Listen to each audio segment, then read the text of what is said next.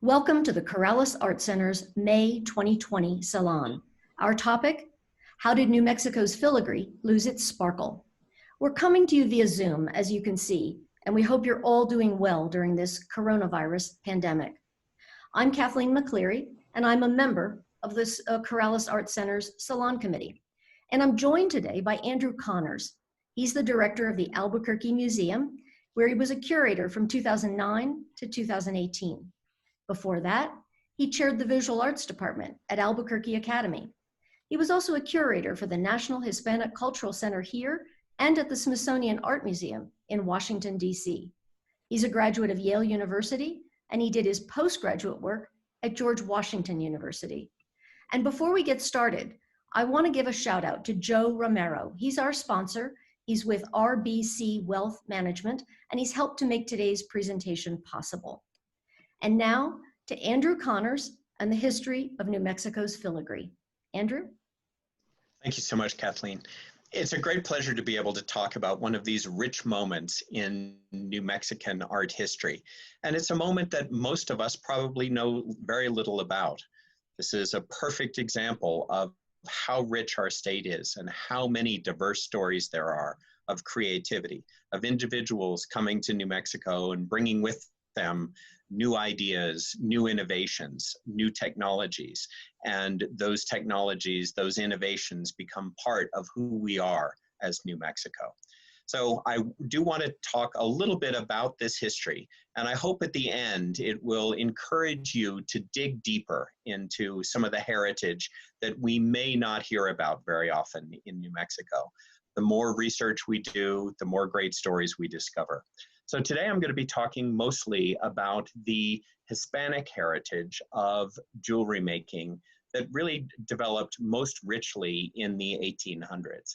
By the mid-19th century, there was a very powerful, very important, very commercially viable jewelry making tradition in New Mexico.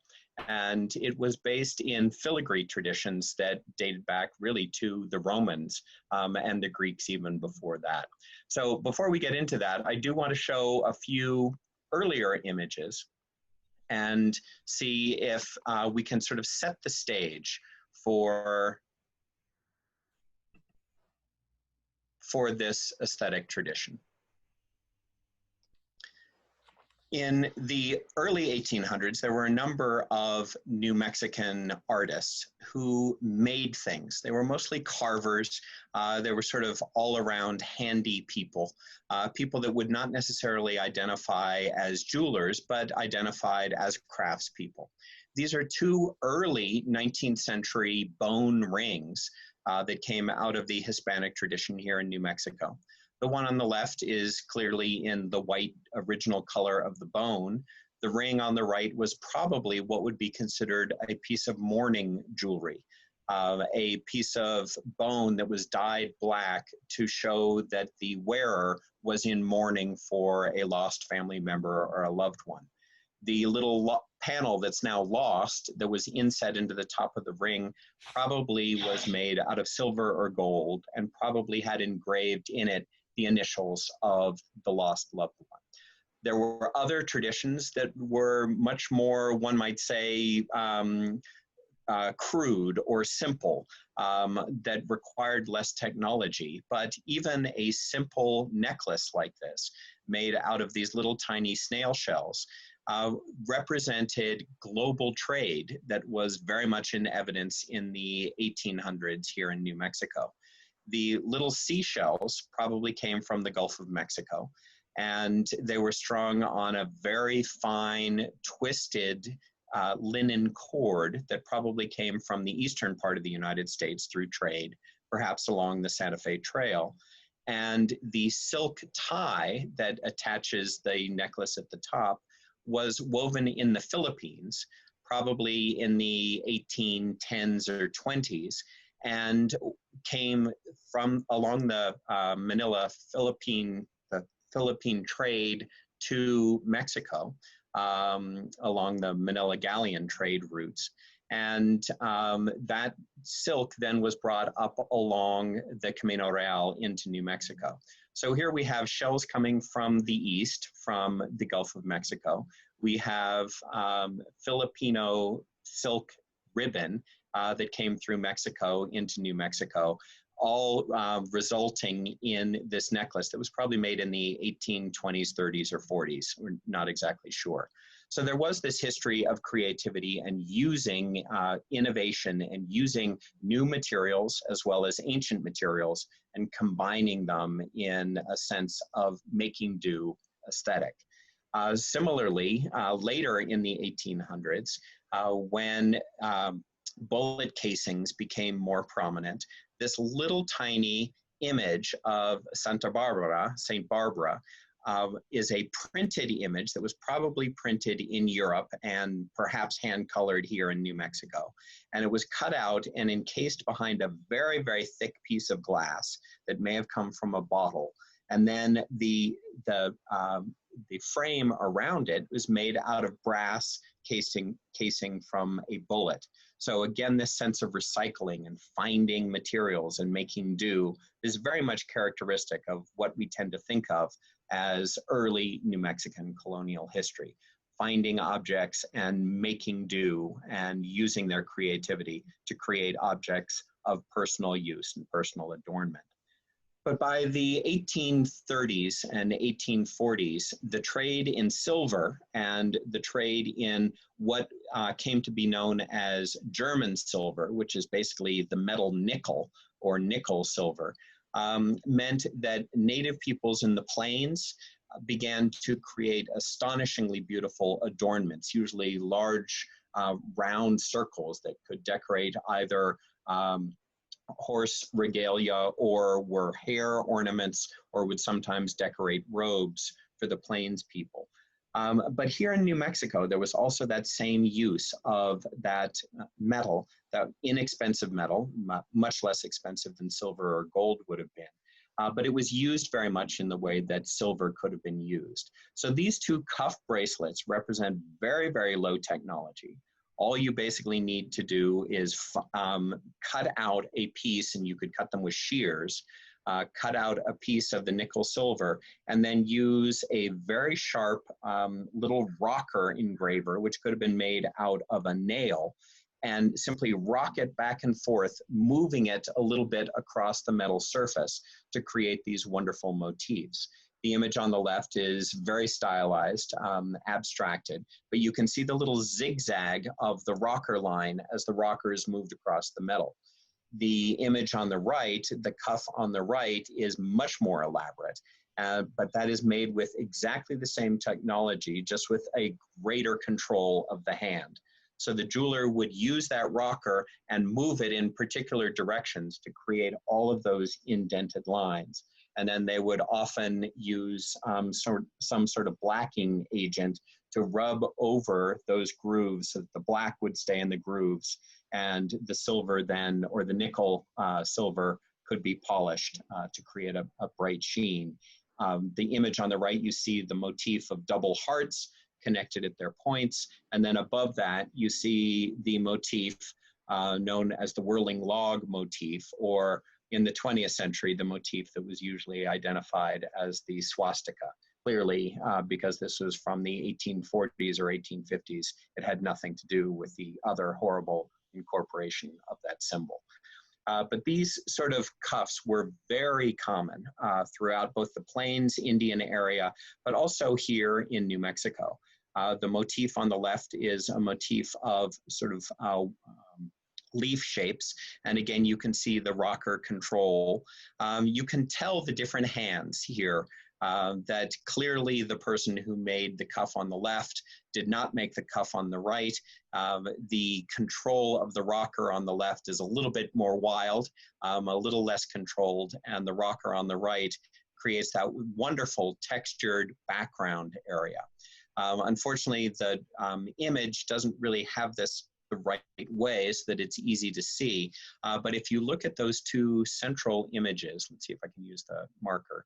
Here, the hands, these are two clasped hands, one hand in another with the thumb of the other hand covering it. So two hands clearly clasped in embrace.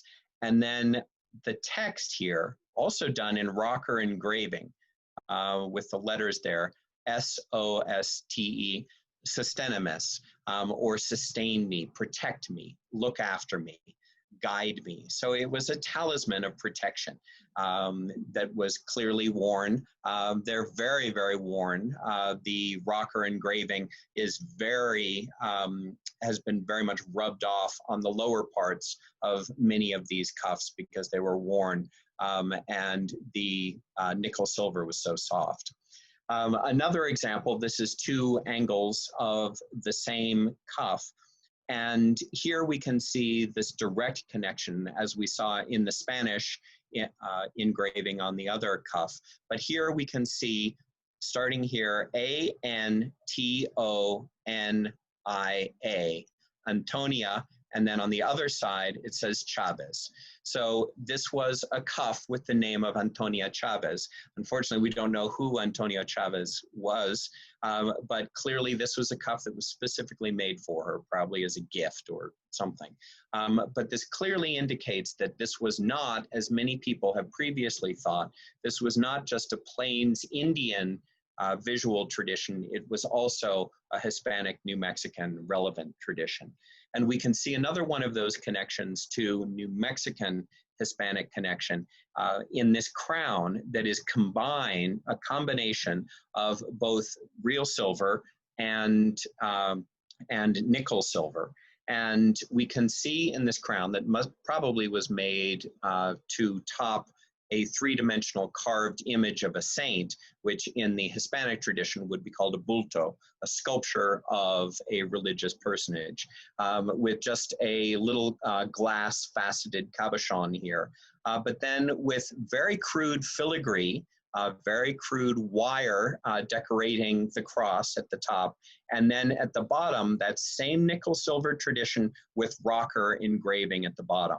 So here we see one of the earliest examples of the combination of very early rocker engraving with the wonderful filigree foliate patterned cross at the top of the crown. But very quickly, that silver and gold filigree became a dominant force in New Mexican trade. And one of the important aspects of that early trade was the arrival of gold, which could be fabricated by metal workers here in New Mexico.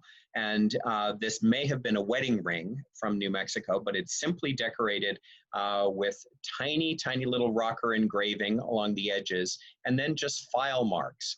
So the most simple of tools could be used to create this gold band that would have been worked while it was flat and then rounded and then soldered at the back to create a custom fitted piece of jewelry.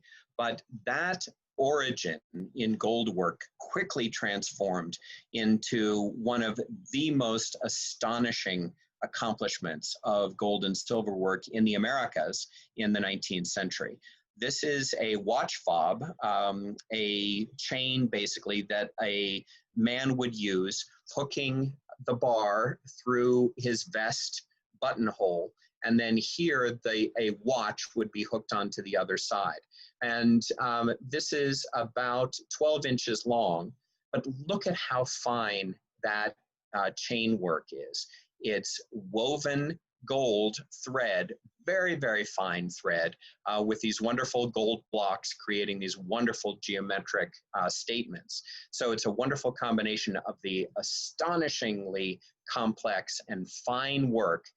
This chain is so flexible. It's almost like a silk ribbon, the way that it's so beautifully and tightly woven. And then these bold blocks of gold creating a dynamic form. This was probably created by Fouts Jewelry. Fouts Jewelry was originally founded in Cerrillos, New Mexico, and they fairly soon moved by the late 70s, 1870s, to Santa Fe. And an astonishingly rich piece of New Mexican gold work that simply doesn't fit into any of our expectations for a New Mexican aesthetic tradition. The Abieta family was based in Socorro, New Mexico, and they took that fine chain work and basically revitalized the filigree jewelry tradition. Filigree jewelry was very popular in Mexico. It was very popular throughout much of Latin America in the 1800s. But it was also very, very popular in Victorian England, in the 18th century and 19th century United States. And its origins, in many ways, can be dated back to the Moors of North Africa, Islamic North Africa. But even before that, they can be dated back to ancient Rome and ancient Greece. So some of these motifs, as you can see here, the florets are basically the same motifs as you would see on Greek and later Roman architecture. Not to say that that's exactly the origin here, and certainly the Abieta family, working in Socorro, New Mexico, never would have made the connection to ancient Greece. But this tradition from the Mediterranean, moving through North Africa, moving into Spain, becoming a dominant form of metalworking in gold and silver in Spain, then coming over to the Americas through Mexico and into New Mexico, is truly an astonishing trajectory of heritage that goes back thousands of years. And again, as I said, the Abieta family probably had no thought that they were carrying on an ancient tradition like this. It was just the way that modern jewelry was made. This was modern jewelry. And it's important for us not to take our own presentist approach to the aesthetic here. Personally, for me, this doesn't appeal to me. It's too ornate, it's too much, it's too elaborate. But in the Victorian period, this was very much the fashion. This was very much stylish. And the Abieta family were some of the best. But the amount of detail that it took to wrap the little gold threads, first to make the gold thread by pulling it out to a refined, very, very fine and consistent thickness. And then in the case of the Abieta family and much of New Mexican filigree, two of the gold threads would then be twisted very tightly, and then it would be run through a mill. So it had sort of a zigzag edge to it. And when you look at the details of some of this filigree, you can see that there are thousands of little tiny bumps on all of the edges of the gold wire that was used here to create more surfaces for light reflection and sparkle. Here you can see it a little bit better in this brooch. And unfortunately, we don't know which company made this brooch. It was probably the Spitz jewelry company that made this brooch, but we're not exactly sure. Spitz and Fouts and the Abieta family were some of the most important of gold and silver filigree jewelers in the late 19th century in New Mexico. But this brooch looks incredibly modern to me. I love this. This is one of my favorite objects in the New Mexican filigree tradition. It looks like it could be Celtic. It could come from so many different heritages. It could be Viking, but it is New Mexican Hispanic filigree. And you can see on the wrappings of the fine wire here, that zigzag edge, that fine edge made by twisting of two different wires and then rolling that wire flat. But when you look at the detail here of this brooch, you see some areas, quite frankly, of a little sloppy solder that's unfortunate. That may actually have been a later repair and was not in the original work. But you can see that there's larger twisted gold thread here and very, very fine gold thread zigzagging, actually doing sort of a figure eight motif, filling in all of these spaces. And this is an astonishing image. I don't know what size computer screen you're looking at this on, but on my computer screen, it's about 8 inches wide. But the actual object, the real object itself, is about 1 inch 3/8 in diameter. So it's astonishing how much design and how much work is packed into this very, very tiny brooch. And if you think about the styles of the late 19th century, most women would have worn dark clothing. And so a piece of gold like this would have really stood out. But almost nobody would have ever gotten so close to the woman wearing a brooch like this that they could actually see that astonishing amount of detail. This work really rewards close looking. And unfortunately, in our day and age, we tend not to spend a whole lot of time looking at things closely. And I think it's one reason why a tiny little object like this may never really have been looked at much before or appreciated for the work level. This is a piece of jewelry that would be used to hold a cloak together or to hold a cape closed. And you can see again that very, very fine woven gold thread that would make the chains in between. This one's been beaten up a little bit, so you can see that there's some dents in the chain and some damage. But each one of these rondelles is made up of a little pyramid form of twisted gold wire that's wrapped around itself to create a little cone with a little tiny bead of gold set at the top of it and then soldered onto a gold disc on top of another layer of gold discs. So again, each one of these rondelles is about 1.25 inches in diameter. So the amount of work in an object like this is also truly astonishing. Earrings like this, you can see, because we're so close, you can again see that twisting of the filigree, wrapping of the filigree around a central point that then has the soldered little bead over the top of it, and then a larger diameter wire that creates the form around it with a larger hollowed bead in the middle, and then with these wonderful twisted dangles that hang off of the earrings. You can see that they're a match set. They are opposite in their design so that they would flank the face left and right. But earrings like this, exactly like this, can be found starting in the 1500s and the 1600s in Spain. And they also can be found, again, going all the way back to ancient Greece and ancient Rome. So this sort of style of earring with sort of an egg shape with those volutes at the top that, again, are very much a Greek architectural form, and these twisted dangles at the bottom can be found almost exactly like this, dating back 2,000 years.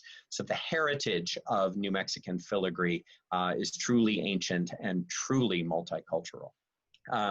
Here in New Mexico, not everybody could afford gold filigree, so many of the jewelers began to use silver filigree. And the silver probably first came up along the Camino Real from Mexico. And there were all sorts of innovative designs. I particularly wanted to start with this one because it's just so funny. It's so wonderful. A little filigree purse, and this is the opening flap of the purse, and it's held with this button here, and you can pop open the top, and it's hinged here and hinged on the other side. So it was assumed that women could hold their visiting cards, their carte de visite, here with their names inside this little purse and then seal it back up again. But it also became a little pendant, or the chain is actually adjustable, so it could also be used as a bracelet. Wonderful little object. This is a much larger brooch and much more free form. And this brooch, we assume actually made in Mexico about the same time. So I just wanted to put this in because it's a wonderful contrast. Look at the way that the filigree is a little bit wild and a little bit crazy here. The way that the individual wire and these sort of flat surfaces are a little bit organic. It reflects really the character of a flower, but it's very different from the very formal, very strict traditions that we see here in New Mexico. This butterfly may not look like much. And again, we can see that there's the outer wire frame here, and then the bumpy edged wrapping of the wire here that creates the wonderful patterns of the leaves and the body, and then again 2 silver beads for the eyes and then the antenna. So it's a fairly simple construction.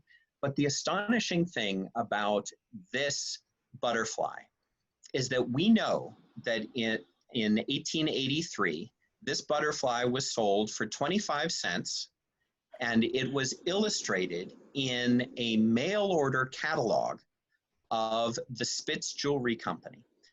Their 1883 version of a photographically illustrated mail order catalog. And if you wanted to buy this butterfly, you could buy it for 25 cents. If you wanted it delivered, you could pay 30 cents. So it was 5 cents to ship this anywhere in the United States. And it's astonishing to think that Santa Fe would have had a mail order business in the 1880s, but of course that was made possible with the arrival of the railroad in New Mexico starting in 1880.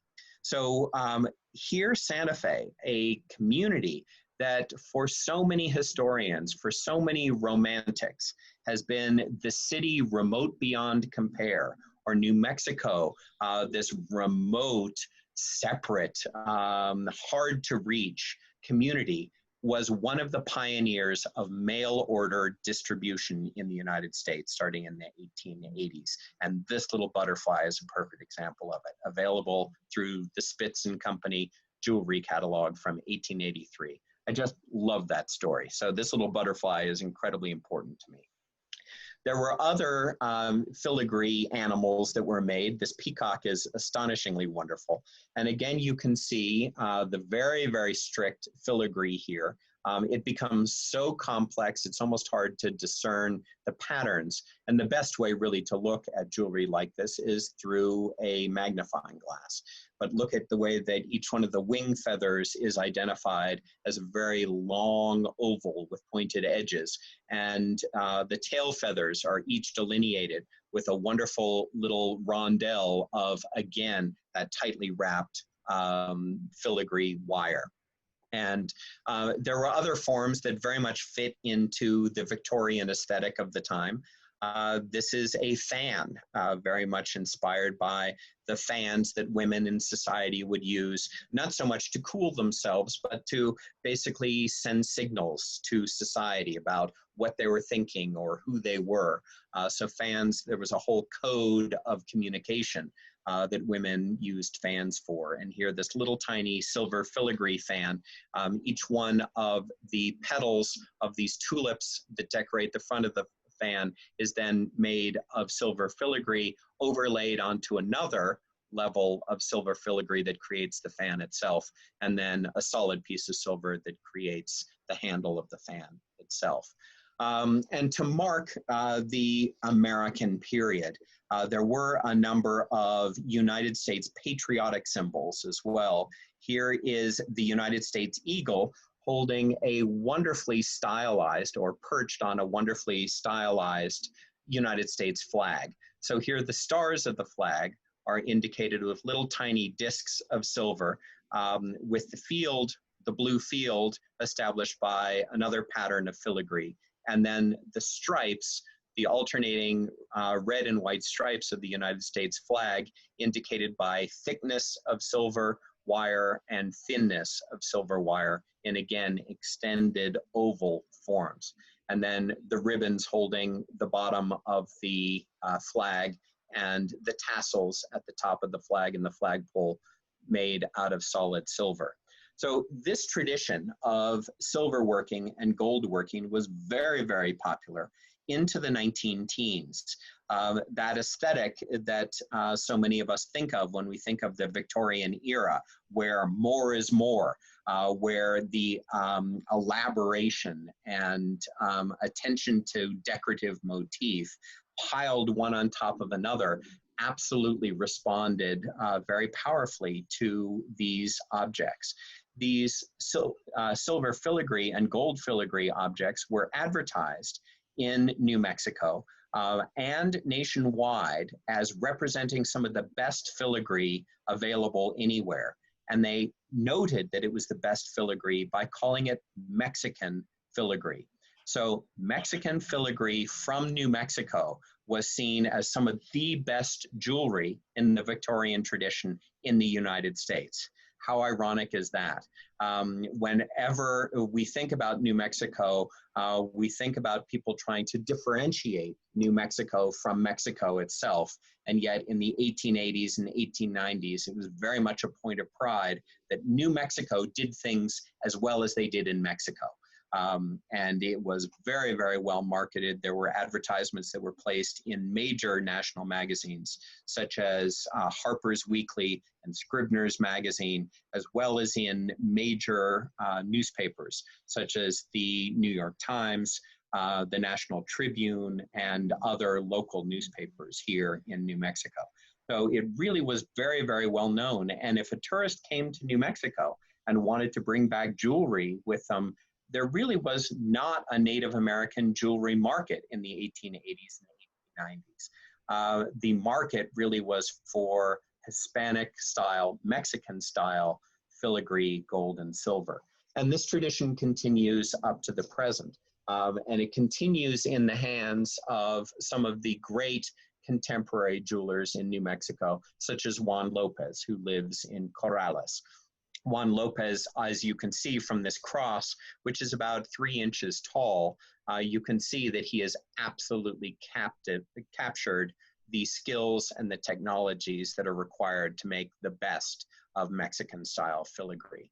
But what's so sad about this tradition now, and thank goodness Juan Lopez is keeping it alive, but in the early 20th century in New Mexico, and particularly in Santa Fe, there was a feeling that the economy was really stagnant, and they needed to do something in New Mexico to bring tourists, to bring people to New Mexico and make people feel that New Mexico was a place they wanted to visit. And so what they wanted to do was talk about New Mexico as a place of exceptions. It is exceptional. There's no other place like it.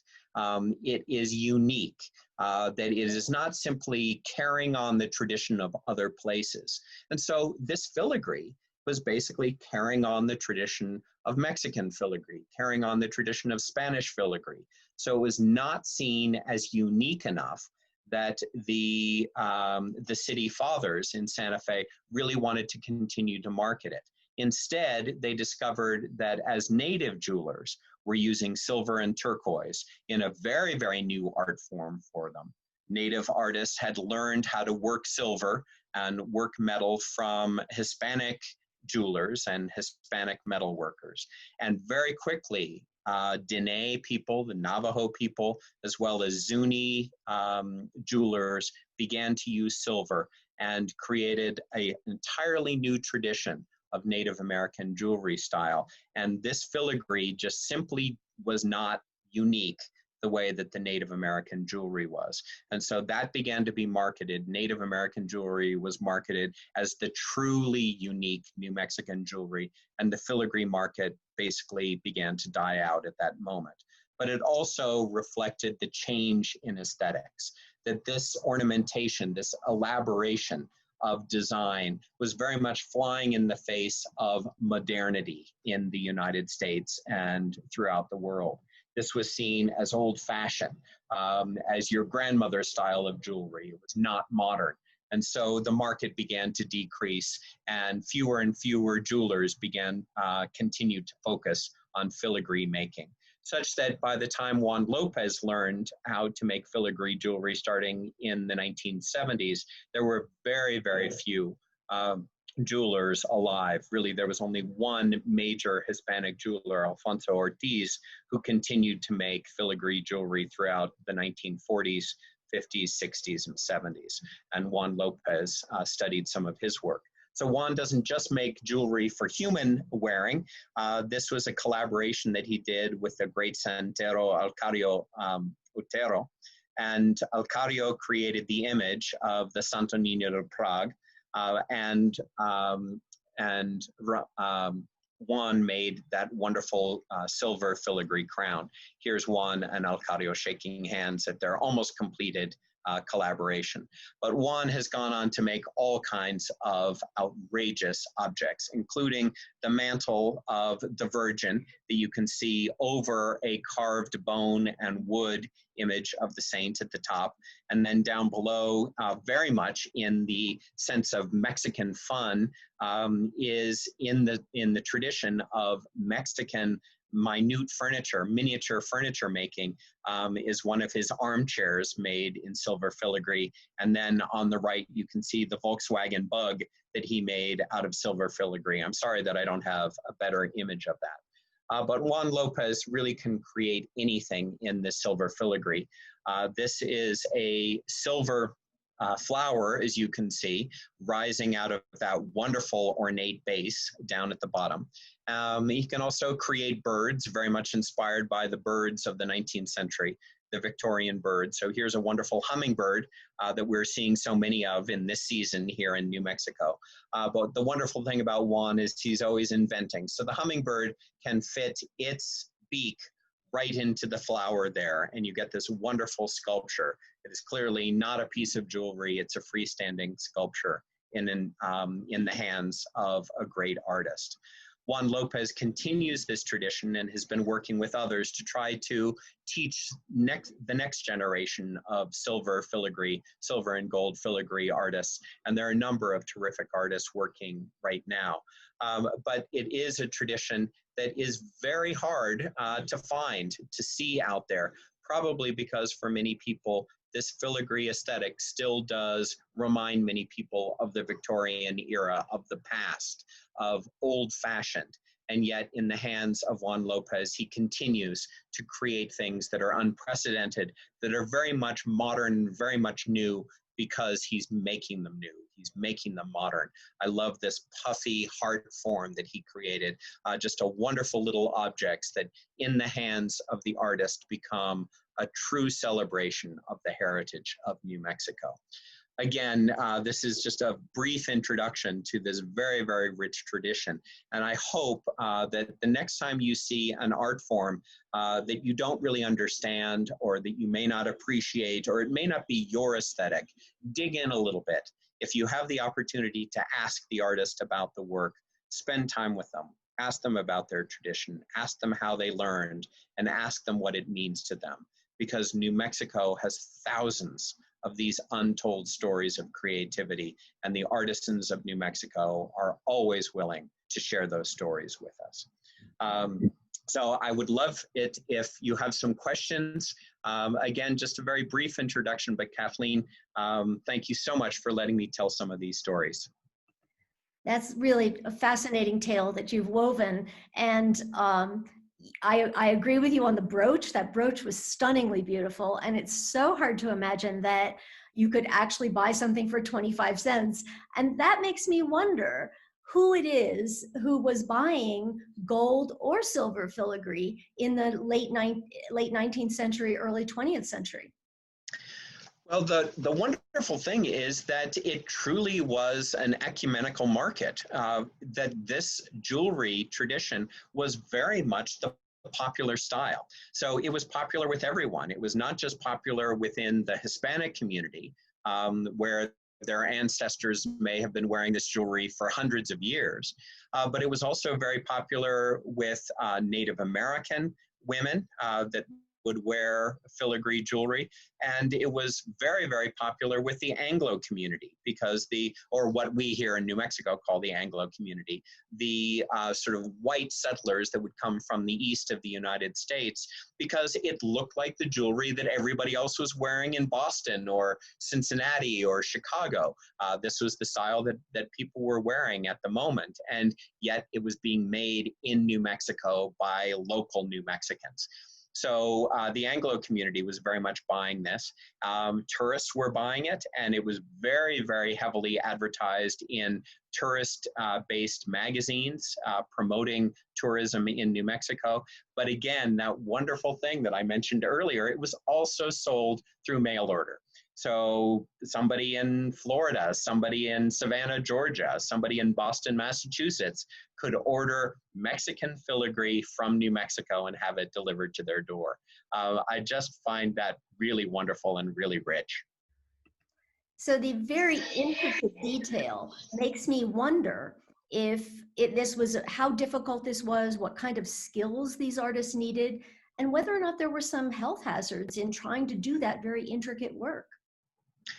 Well, I think first and foremost, the skill that they would have to have is good eyesight, because the work was tiny and the attention to detail was absolutely exquisite, and must have been excruciating when you think that there was not electric light at the time to light their workplaces.